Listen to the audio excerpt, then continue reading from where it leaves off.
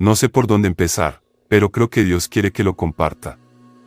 Cada vez que intento escribirlo, me pongo a llorar, ya que aún está tan fresco en mi mente como si hubiera sucedido ayer. Es la experiencia más emotiva que he tenido en mi vida. Soy un hombre blanco de 57 años que vive en Georgia, Estados Unidos de América. Mi mujer se llama Annie y estoy casado. Tenemos 5 hijos y 10 nietos con otros 2 en camino. Estoy jubilado por motivos médicos, pero no me gusta estar jubilado. No me encontraba bien en los años anteriores a 1991. Estaba agotado, no podía dormir y me dolía el brazo, se me entumecía y me faltaba muchísimo el aire.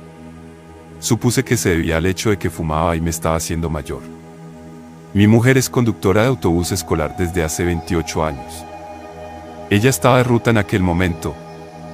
Yo estaba en casa, en el patio trasero, y utilizábamos un viejo camión para remolcar nuestra autocaravana hasta nuestro lugar en un lago de Alabama. Como la pintura se había descolorido, un amigo nuestro la pintó por dentro y por fuera. Estaba en el patio colocando los parasoles cuando me sentí mal del estómago.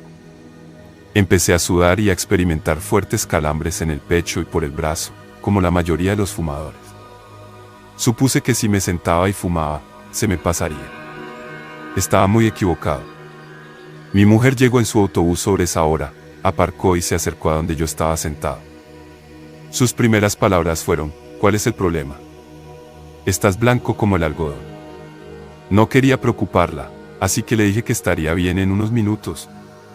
¿Quieres que llame al 911 o que te lleve al hospital?, volvió a preguntar. Me levanté y empecé a seguirla hacia el interior de la casa mientras ella abría la puerta trasera. Estaba justo dentro de la puerta cuando me pareció que alguien había cogido un velo y me había cortado todo el aire. Caí de rodillas y rodé sobre mi espalda. Me pareció que 6 elefantes aterrizaban en el centro de mi pecho al mismo tiempo. Fue entonces cuando me di cuenta de que estaba en serios problemas. Me di la vuelta y marqué el 911. Le informé de que creía estar sufriendo un ataque al corazón. Ella, a su vez, informó al 911 de lo que yo había declarado. Les aconsejó que se dieran prisa. Entonces le pedí que se pusiera en contacto con mi amigo Grady. Fue él quien pintó mi camión. Sabía que estaba tomando pastillas de nitroglicerina para el corazón.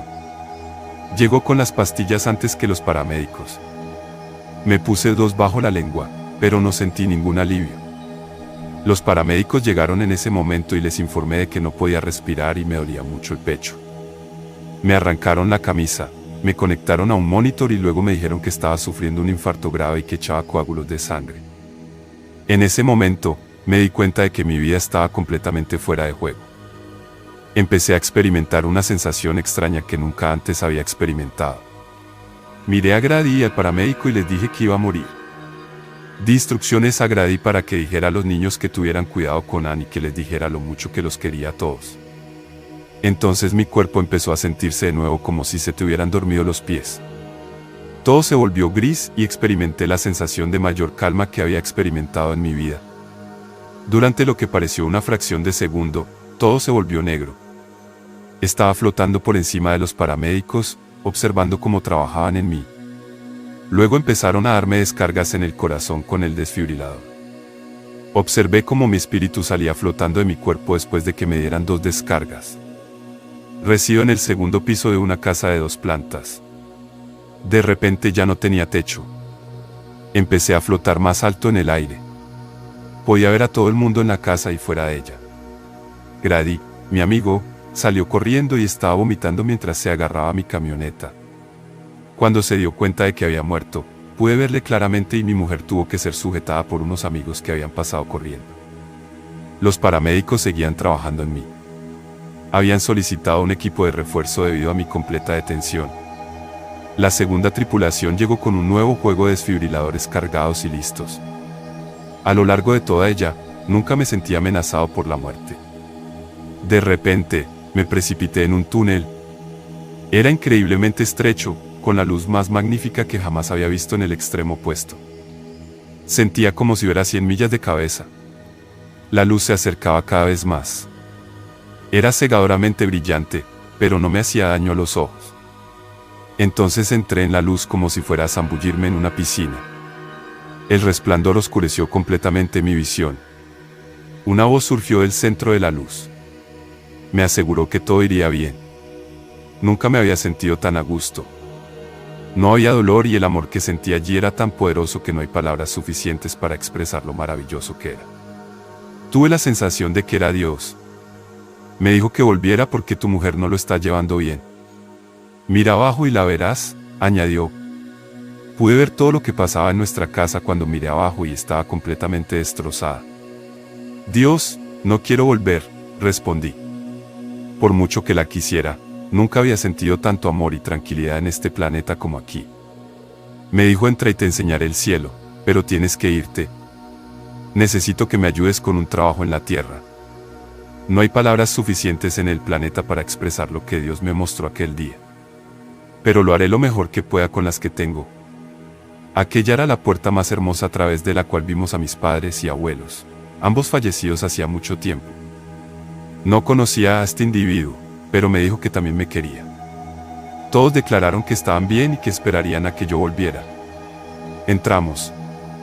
Todo parecía estar en una sola habitación, pero podías ver a kilómetros de distancia que un segundo estarías en un sitio y al siguiente en otro lugar al siguiente. Había mucho que ver, incluidos los ríos y arroyos más limpios. El agua era absolutamente clara. El cielo era tan azul y la hierba tan verde que no dejabas huellas al caminar por ella. La música más encantadora que jamás hayas oído. Las flores eran las más impresionantes que había visto nunca. No había nadie que pareciera enfermo, discapacitado o desgraciado. Dijeron que estuve muerto durante 3 o 4 minutos, pero el tiempo parecía haberse detenido en el cielo. Llevaba allí lo que me parecieron 3 o 4 meses. Entonces Dios me cogió de la mano y me dijo: debes volver por un tiempo. Puedes volver cuando hayas terminado tu trabajo. Por aquel entonces volvía por el mismo túnel a toda velocidad. Lo siguiente que supe fue que estaba mirando al paramédico y viendo a mi nieto, que vivía al lado. En aquel momento, tenía unos 4 años. Durante la agitación, había entrado en la habitación.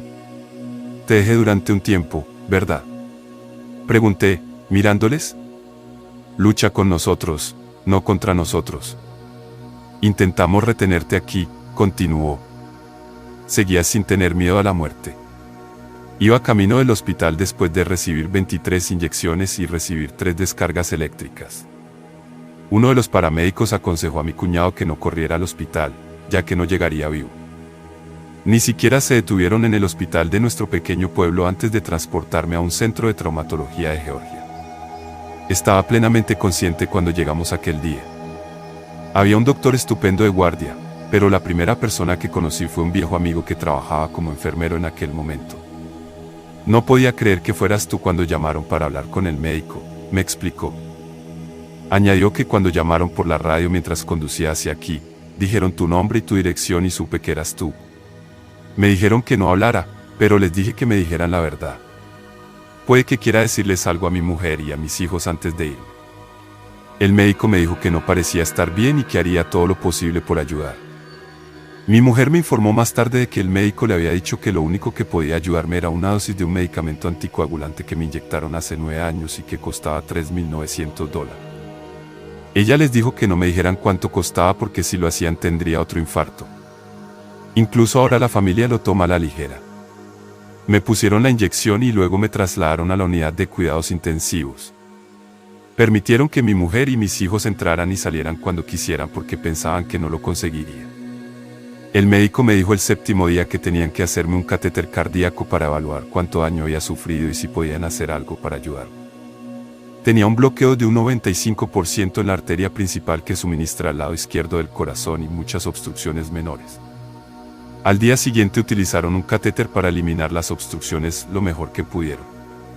Tras el cateterismo, nos informaron a mi mujer y a mí de que había perdido entre el 25% y el 33% de mi volumen sanguíneo, es decir, algo más que el de la mitad inferior izquierda del corazón.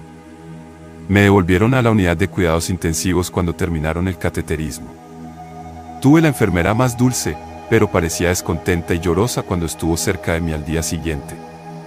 Afirmó que un paramédico que había trabajado conmigo le había dicho que yo podía decirle lo que quisiera saber. Más que nada en el mundo.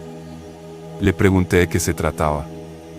Sé que no necesitas hablar, pero escucha lo que tengo que decirte antes de responder, añadió. Me dijo que su hijo de 8 años había muerto hacía 3 meses de cáncer cerebral y que quería saber por lo que había pasado. El paramédico le informó de que sabía que podía contárselo por lo que yo le había dicho. Cuando me trajeron de vuelta, me quedé tumbado, sin saber qué decir. La gente creería que estaba loca o que tenía daños cerebrales si se lo contaba. Empezó a llorar, lo que me destrozó el corazón. Entonces yo también empecé a llorar. Dios tuvo que haberse apoderado de mí aquel día, supongo que ahora que he tenido tiempo de pensar en ello. De repente empecé a contarlo todo. Los dos estuvimos llorando todo el rato. Entonces ella me contestó que sabiendo cómo son las cosas en el cielo, podría vivir con ello. Me abrazó y me susurró que nunca olvidaría quién eras, muchas gracias. También siento que Dios la envió para que me cuidara mientras estuve en la unidad de cuidados intensivos. Me vigiló como si fuera mi madre. Volví a casa. Más tarde, fue un largo camino de vuelta a la salud. Solo informé a unas pocas personas de mi viaje en los últimos 9 años, sabiendo que pensarían que estaba loco.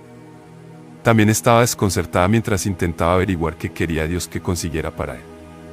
En los 9 años anteriores, lo compartí con personas a las que su médico les había dicho que iban a morir pronto. A continuación, me decían que el pavor de morir es lo desconocido.